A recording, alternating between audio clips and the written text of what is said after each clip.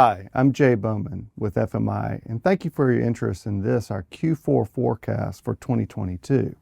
Economic and industry headwinds have no doubt intensified, and in response, the Federal Reserve has taken an aggressive approach to reduce inflation.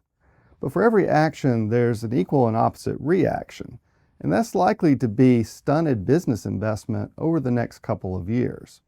As a result, we think that the recession trough will likely occur sometime between Q1 and Q3 of 2023. Construction, as we know, typically lags the overall economy by about 12 to 18 months. Therefore, we might see the low point for construction spending sometime in the 2024 period. Our current forecast calls for about a 4% decline in construction spending over the next 2 years, beginning to improve somewhere around 2026. Residential construction is forecast to decline by 15% over the next 2 years.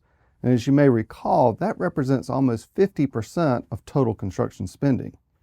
By comparison, 7 of the 16 non-residential building and non-building segments will experience double-digit growth over the next 2 years.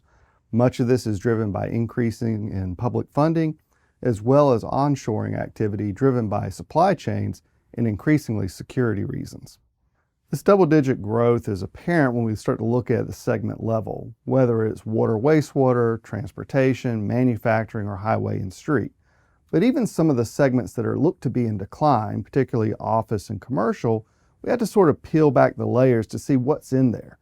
For example, within office is data centers, about 20% of total office construction, and that's expected to grow by double digits over the next several years. Same with commercial, where you see warehousing as a part of that. And over the last 2 years, we've seen almost a 35% increase.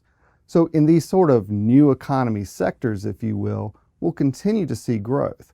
But another thing to keep in mind is that over the next 5 years, perhaps one of the other defining characteristics will be that of place, meaning that where you are will really determine some of these other segments in terms of growth or decline.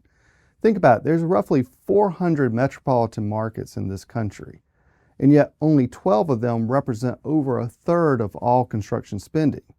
Add the next 10 in, I'm less than 25, and yet 50% of all construction.